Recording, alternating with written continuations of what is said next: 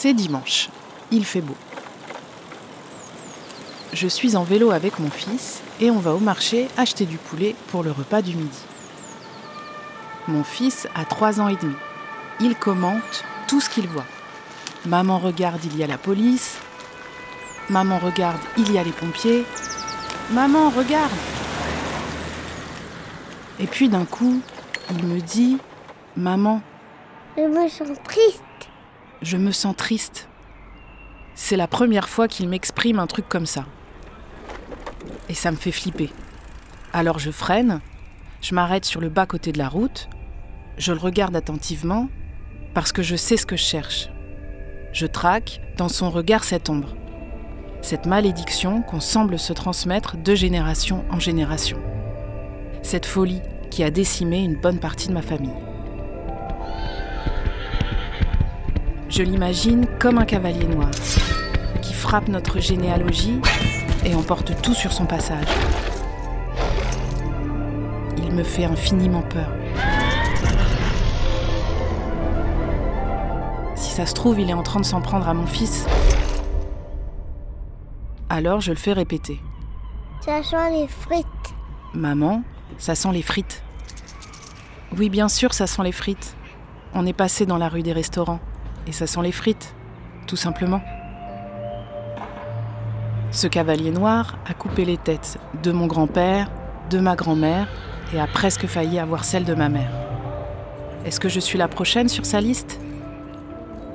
Je dis cavalier noir parce que je n'aime pas son vrai nom. La bipolarité. Qu'est-ce que ça veut dire en fait ? Est-ce que ça coule dans les veines ? Est-ce que ça se transmet ? Et surtout, comment lui échapper et protéger mon fils ?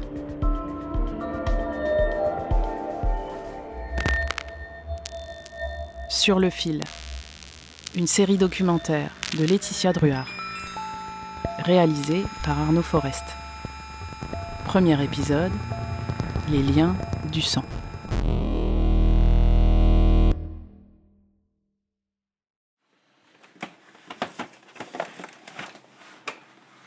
Attends, vas-y, passe. Et tu fais attention dans les escaliers. Je passerai pas là, faut que tu... Attends.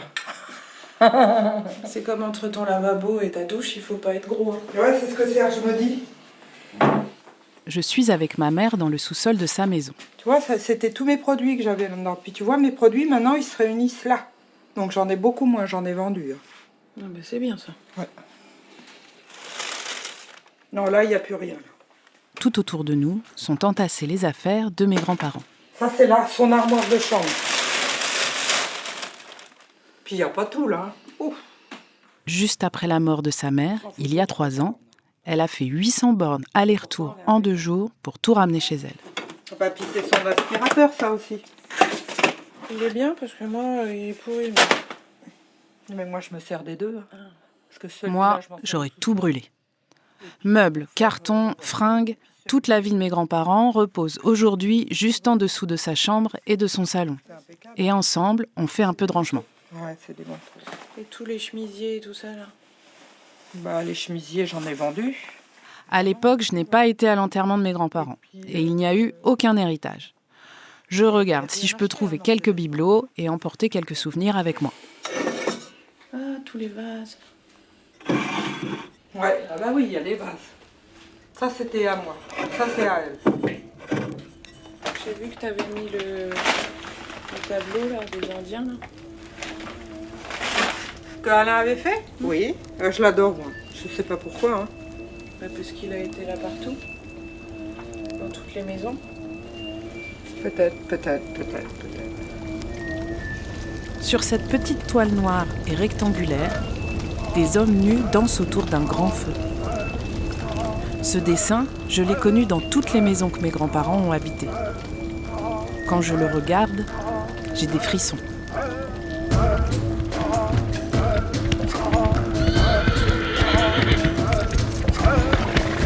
Tous ces objets font ressurgir les fantômes de la famille. Ils font partie des décors où se sont jouées des scènes complètement folles. Les repas où tout part en cacahuète en 1 seconde, les plats de pâtes qui finissent par terre, les insultes, les cris et les portes qui claquent.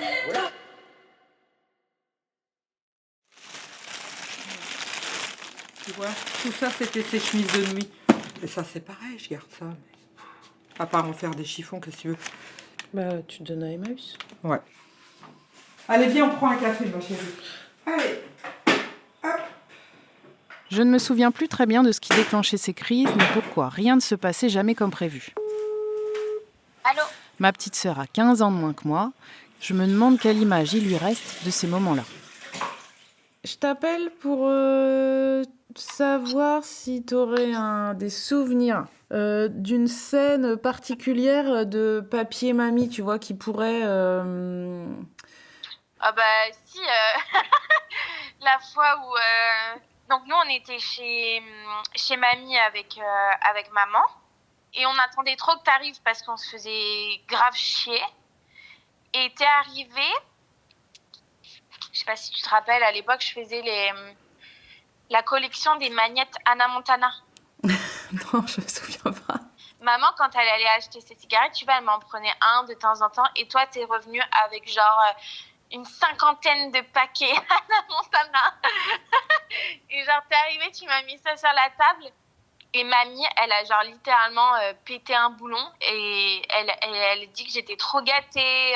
Que quand tu venais chez elle, tu lui offrais rien du tout. Enfin, elle était jalouse, tu vois. C'était énervé fort. Elle était allée dans la salle de bain. Genre, elle est arrivée, elle a fait razzia sur le lavabo. Elle a tout mis par terre et tout. Elle avait dit à maman, toi, tu repars avec tes filles. De toute façon... vous m'aimez pas, enfin c'était des trucs comme ça qu'elle disait quoi. Et je crois que dans l'après-midi même, elle nous a foutu à la porte.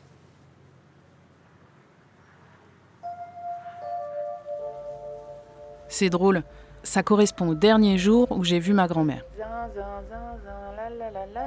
Après une énième crise, j'ai fui, la peur au ventre, et j'ai pris la décision de ne plus jamais revenir. Je voulais mettre le plus de kilomètres possible entre moi et cette baraque de fous. Je revois sa maison, au milieu des champs, s'éloigner dans mon rétroviseur.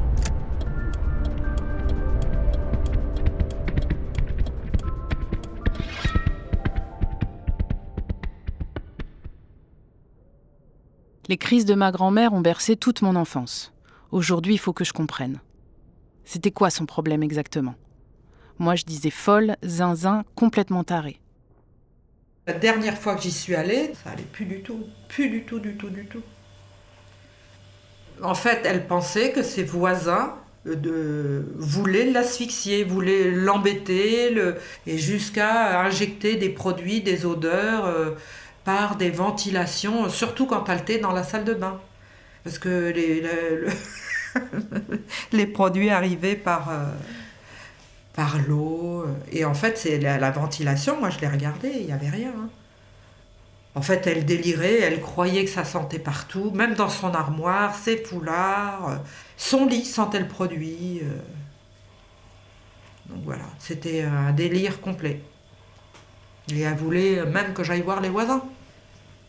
Quand j'ai vu que ça sentait nulle part, j'ai dit « Mamie, je peux pas aller voir les voisins, chez toi ça sent pas. » Ah, elle m'a dit que je suis folle, je suis folle. Comme ça. On était tous contre elle, de toute façon. Tous contre elle. De toute façon, elle n'arrivait plus à faire face, en fait. Elle n'arrivait plus à faire face devant les gens, donc ça se passait mal.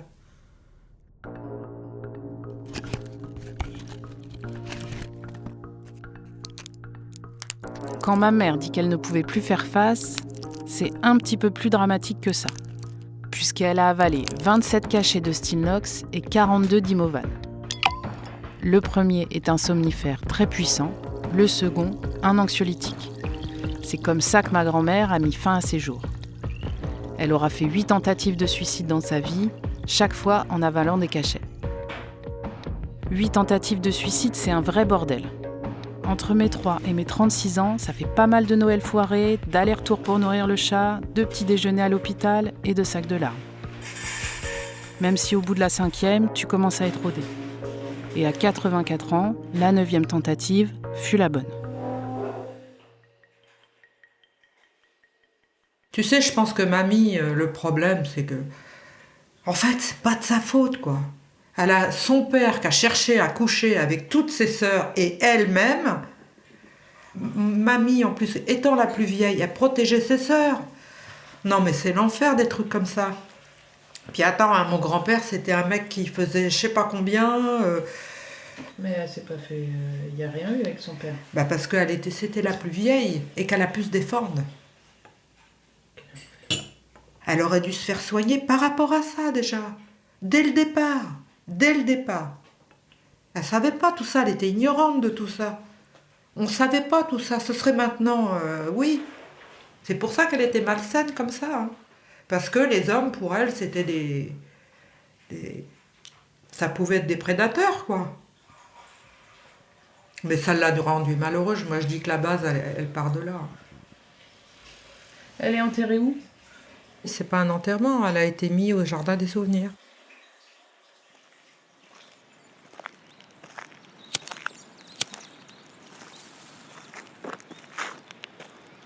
Je garde quand même quelques souvenirs tout à fait normaux de ma grand-mère. On avait une bonne relation quand j'étais plus jeune. On allait à la piscine. J'adorais l'odeur de ses crèmes quand elle sortait de sa toilette le soir. Et ses gâteaux à la noix de coco étaient mes préférés. C'est agréable ce soleil-là. Ah, du coup, j'ai pas mon cahier, fais chier. On va parler de quoi là en gros? On va parler de maman surtout. Ok. Il y a 4 ans, en 2020, succédant à une tradition familiale, ma mère a tenté de se suicider. Ma petite sœur avait 21 ans. J'arrive dans ma chambre et là je vois un mot avec une bassine et des bijoux, une tirelire avec de l'argent et un mot sur tout ça. Il devait y avoir sûrement autre chose mais je me rappelle plus. Et le mot, donc elle avait écrit, donc mes filles, je vous aime, mais je ne peux plus être comme ça. Je peux plus. C'est écrit super mal et les phrases veulent rien dire. Mais si je lis comme c'est écrit, mes filles, je vous aime, mais je ne peux plus d'être comme ça. Je peux plus. En plus, je vous ai fait du mal. Je veux pas finir folle. Je vous aime, maman. Ça, c'est ce qu'elle avait écrit. Tu vois? À cette époque, j'étais enceinte de mon premier enfant. Quand j'étais à la maternité, elle était à l'hôpital psychiatrique. J'en suis ressortie avec un fils et elle avec un diagnostic de bipolarité. Alors, les troubles bipolaires sont des pathologies qui appartiennent à ce qu'on appelle le spectre des troubles de l'humeur et qui sont définis par l'alternance d'épisodes de dépression, souvent sévères, qui alternent avec l'inverse de la dépression, qui sont des épisodes d'excitation maniaque et qui alternent avec des périodes de ce qu'on appelle euthymie, c'est-à-dire qu'il n'y a pas ou peu de symptômes thymiques. Marion Leboyer est responsable du pôle de psychiatrie des hôpitaux universitaires Henri Mondor à Créteil. Et elle me donne une définition claire de ce qu'est un malade atteint de bipolarité. C'est une personne dont les humeurs oscilleraient entre 2 pôles opposés, 2 centres d'attraction, bipolaire. Un coup vers le nord exalté et un coup vers le sud déprimé, ou l'inverse. En France, on estime qu'environ 2% de la population est touchée par le trouble bipolaire. Les autres vivraient alors plus ou moins proches de l'équateur. Une terre du milieu, protégée de la maladie mentale. Donc toi, t'as été diagnostiquée bipolaire. Oui, après maintes et maintes hospitalisations. Ouais. Est-ce que ton psy t'a dit vous êtes bipolaire maintenant? Elle m'a dit on va essayer un médicament qui est contre la bipolarité parce que je pense que vous êtes bipolaire. Moi je lui fais comment ça parce que moi ça tombait du ciel. Hein. Et là, t'as pas pensé à papy? Non. C'est bien ça la grande malédiction de la famille. Parce que mon grand-père, le mari de ma grand-mère suicidée donc, a aussi été diagnostiqué bipolaire vers l'âge de 40 ans. Comme le hasard fait bien les choses, j'ai fêté les miens l'année dernière. Étrangement, on n'a jamais parlé de sa maladie dans la famille. Il faut dire que ma grand-mère captait pas mal l'attention. Puis je savais pas ce que c'était que la bipolarité, moi. Moi j'ai été longtemps, je savais pas ce que c'était. Hein. Bah si, t'avais vu ton père quand même. Oui, mais on n'avait jamais mis de mots dessus. De toute façon, du temps de papy, c'était pas bipolaire qu'on disait. C'était maniaco-dépressif. C'est différent. Et c'est différent, mais c'est la même maladie. Alors, c'est des pathologies qui sont au pluriel, c'est-à-dire qu'on parle de troubles bipolaires au pluriel, parce que c'est des pathologies très hétérogènes, tant sur le plan de la clinique que sur le plan des mécanismes qui les sous-tendent, que sur le plan de leur cause. Donc, quand j'étais jeune interne, on parlait de maladie maniaco-dépressive au singulier, et puis on est passé dans les classifications diagnostiques plus récemment à la notion de troubles bipolaires au pluriel, comme c'est le cas d'ailleurs de quasiment toutes les pathologies mentales aujourd'hui. Une maladie, c'est quand il y a un symptôme associé à une cause et souvent à un organe du corps.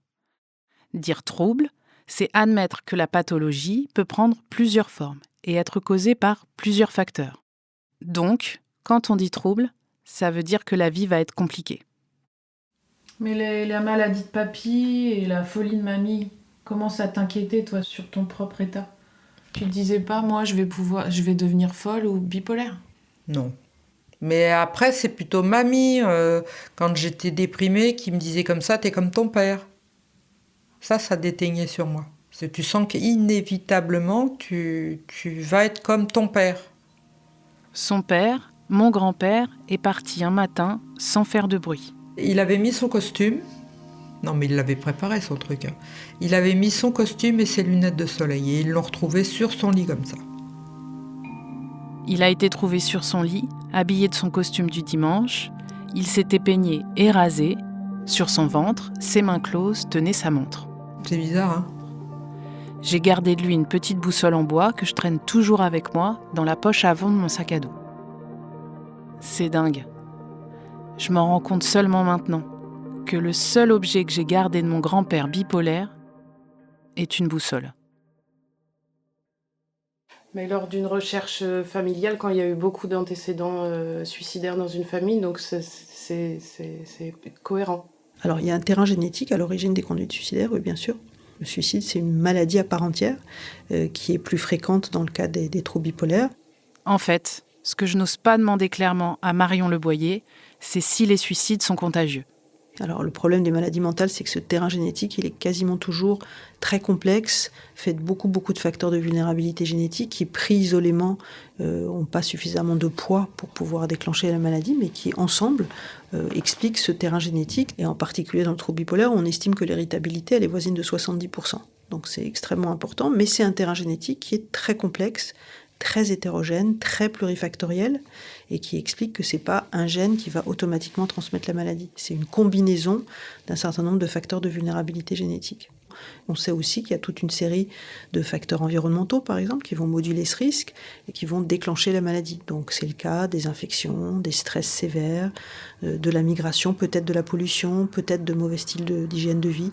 Donc bref, de toute une série de facteurs environnementaux qui, en interaction avec ce terrain génétique polygénique, complexe, très compliqué à décrire, peuvent faire le lit de certaines maladies mentales. Ce que me dit Marion Le Boyer, c'est qu'il n'existe pas un seul gène de la bipolarité, mais probablement de très nombreux gènes, tous associés à une faible augmentation du risque. Et ce sont des facteurs environnementaux qui vont modifier l'expression de ces gènes et qui vont favoriser la survenue de la maladie. Donc ma grand-mère, on ne sait pas trop ce qu'elle avait. Je me dis que c'était une femme malheureuse qui a profondément souffert. En revanche, je sais que mon grand-père était bipolaire. Ma mère est bipolaire, donc bon. Tu veux parler ? Bonjour maman. Il n'y a pas de malédiction, mais des troubles bipolaires transmissibles. C'est un jeu. Non, c'est pas un jeu. Ah, touche pas le micro.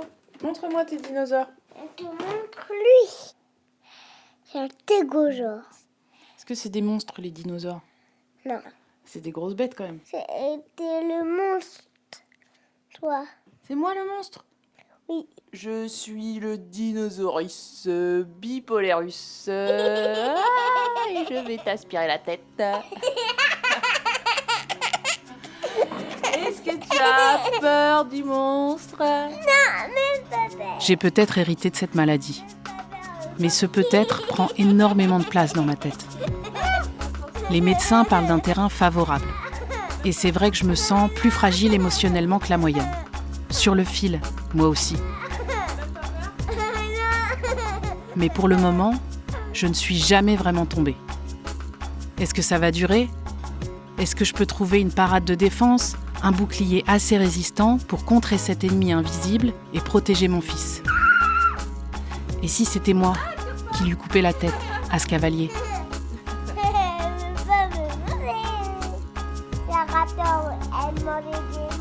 À suivre. Sur Arte Radio.